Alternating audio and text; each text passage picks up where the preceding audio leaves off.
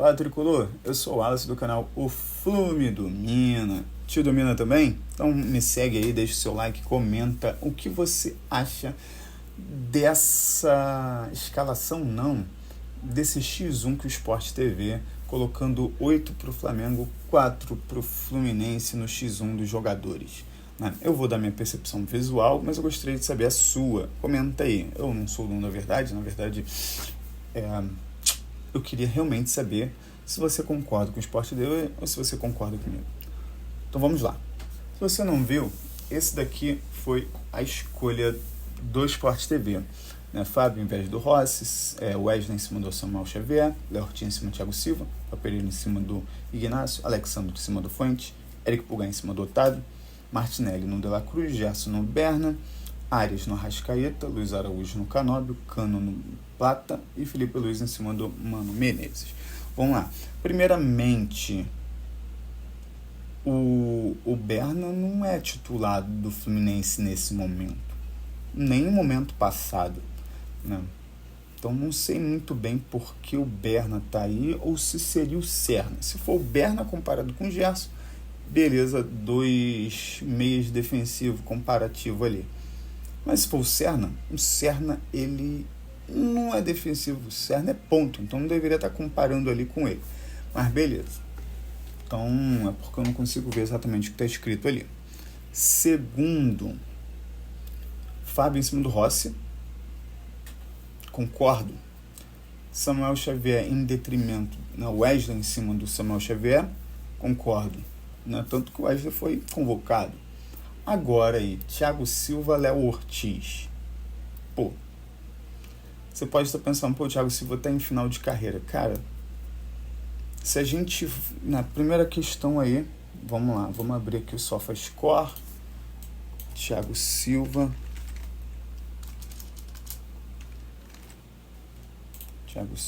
E aqui Léo Ortiz. Vamos lá, são os dois jogadores. Vamos lá, o Léo Ortiz, ele tem uma função mais de ir para frente do que o Thiago Silva. Primeiro ponto. Nesse campeonato, ele teve 7 jogos e o Thiago Silva 5. Apesar de ser zagueiro, ele fez 1 gol e o Léo Ortiz, apesar de estar como zagueiro, fez 2, então isso já leva a pontuação. Mesmo o Léo Ortiz estando vindo de um futebol mais à frente. Beleza. Agora vamos para uma parte mais defendendo. Dribles sofridos pelo Léo Ortiz, 0.7. Se é por partida, 7 vezes 0.7 dá quase 5 dribles. Provavelmente arredondou para baixo. Então ele deve ter tomado 5 dribles. E o Thiago Silva, 0.2 dribles em relação a 5 jogos, seria 1 drible, ou seja, um levou 5, o outro levou 1. Chutes bloqueados, cortes, primeiramente, 1.8 vezes 5, dá um total de... Jogou 5, 1.8, 5 vezes 8, 8 cortes, 0.6 vezes 7 daria 6.3, ou seja, um cortou 6 em 7 jogos e o outro cortou 8 em 5 jogos. O Thiago Silva cortou melhor. Isso porque a gente está comparando defensivamente. Dribles certos, ele driblou melhor. Beleza, mas não é muita função do zagueiro, aquele zagueiro raizão. O zagueiro sabe driblar? Ótimo, maravilha, não é obrigação. Mas nos duelos ganhos, melhor para o tricolor. Faltas, equilíbrio, faltas sofridas, ou seja, um zagueiro tomando falta. E cartões amarelos, 1, 2. Se os jogadores do Flamengo sempre tomam muito amarelo, o jogador do Flamengo sempre comete muita falta. Então, em relação a esses valores aqui comparativamente, por exemplo, em relação aos gols, vai aumentar essa média aqui. É claro, 2 gols vão aumentar a média, assim como o gol do Thiago Silva aumentou a média dele. Mas nos outros quesitos, quem leva vantagem é o Thiago Silva. Então eu escolheria Thiago Silva. Então primeira questão aí de discordância seria Thiago Silva, Léo Ortiz. Então aqui, Fábio tá certo, Wesley tá certo, Léo Ortiz não. Então até aqui seria, 2-1 pro Fluminense. Ignacio em relação ao Léo Pereira. Léo Pereira já vem em alta há muito tempo e o Ignacio, quando chegou ano passado jogou bem, se machucou, e até agora ainda não dá para você dizer que ele é aquele jogadorzaço, porque ele jogou um jogo, 2, ano passado bem, iniciou esse ano relativamente bem, mas está jogando contra times que não são da prateleira de cima. Fuentes e Alexandro, né? Se a gente for comparar aqui,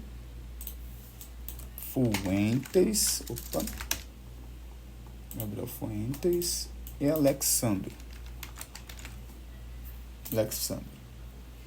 Na pontuação, 6.93, 6.8. Wallace, na anterior você escolheu o Thiago Silva, a pontuação era menor. Vai escolher o Alexandre agora? Não, porque não é só isso que a gente vai avaliar. Essa pontuação às vezes aumenta só de você ter feito um gol.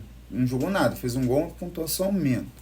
Mas vamos observar aqui algumas características. A primeira delas é 3 jogos e 36 minutos por jogo. Não dá para dizer que o Alexandre é o melhor jogador com 3 jogos e 36 minutos por jogo. Né? Então aqui tu tem o hitmap dele e o hitmap do Gabriel Fuentes. O Gabriel Fuentes, nos jogos que fez, vai muito maior área do campo do que o Alexandre. Né? Nenhum deles fez gols e o Fuentes fez 2 assistências em relação ao Alexandre. Mas, claro, fez mais jogos, então era esperado que faria mais assistências. Beleza. Ao que cada um fez em relação a percentual. Né? Aqui está o percentual. Bolas longas.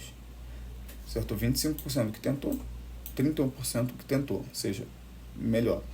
Cruzamento. Acertou muito mais do que o Fuentes. E em relação ao Fuentes, realmente, o Fuentes erra muito o cruzamento. Disso, quem me assiste o jogo do Fuentes, se ele acertasse metade dos cruzamentos, mas esse problema não é só do Fuentes, provavelmente deve ser um erro de treinamento, porque todo lateral do Fluminense erra cruzamento. Incrível, mas beleza. Dribles sofridos, né? 2.4, 1.3.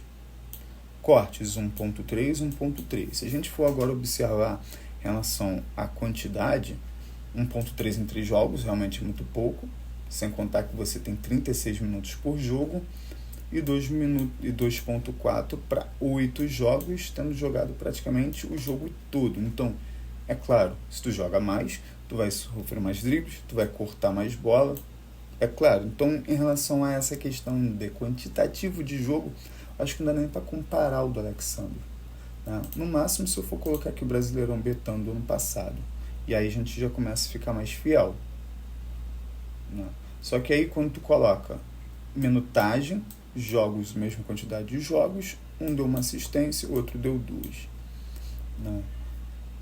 O percentual maior de cruzamentos em relação a esse, né? Sofreu menos drible, mais cortes, e um cartão amarelo, o Fuentes levou 2.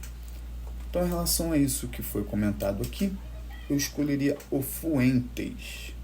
Mas, se você observar, nesse ano, não dá para dizer que o Alexandre é melhor, com 6.8, com esse hitmap, com essa quantidade de minutos de jogo em relação a esses jogos. Não dá para dizer. Então, nesse momento, Gabriel Fuentes na frente.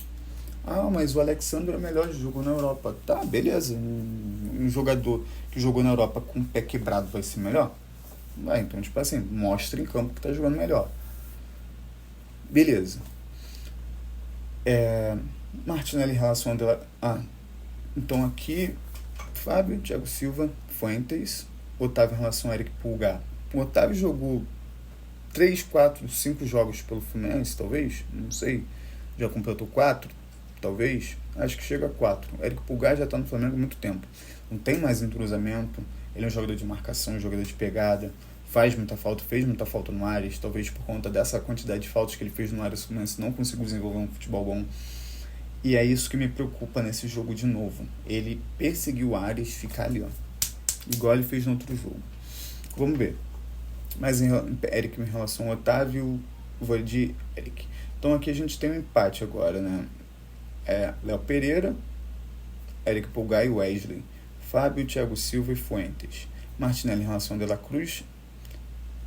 Aí fica aquela parada. Martinelli defensivo, de ligação. De La Cruz mais ofensivo. né? Talvez um segundo meia de criação. Então eles são futebol diferentes. Se colocar defensiva, Martinelli leva a melhor. Se for na ofensiva, De La Cruz leva a melhor.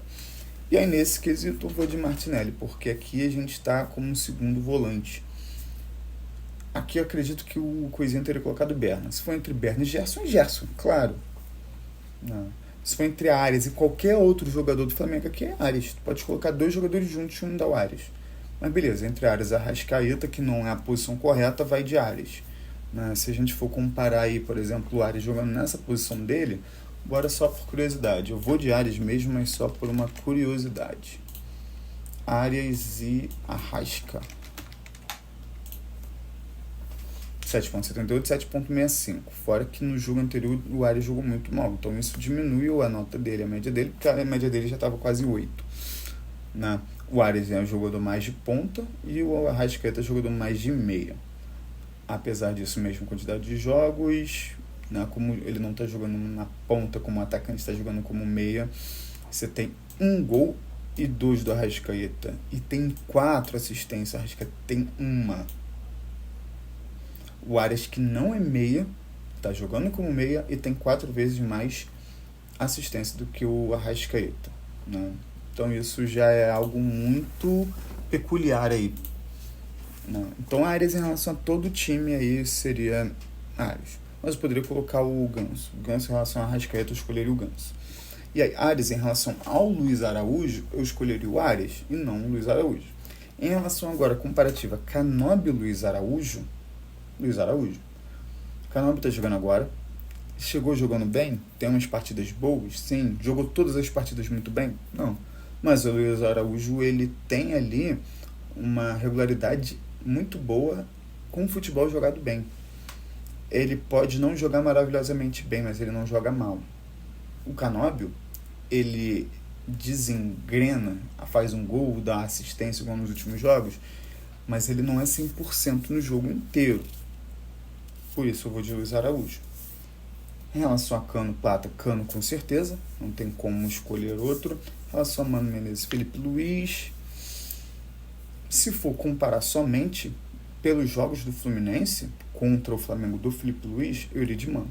No geral, eu vou de Felipe Luiz. Então daria um empate.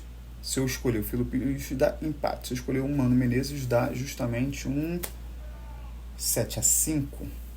Um 7-5. Mas é isso. Eu escolheria o Felipe Luiz de um modo geral, que daria um 6-6. Me diz aí, quem você escolheria de todos esses jogadores aqui? Comenta aí, quero saber qual é a sua opinião. Gostou do vídeo? Comenta aí e até breve.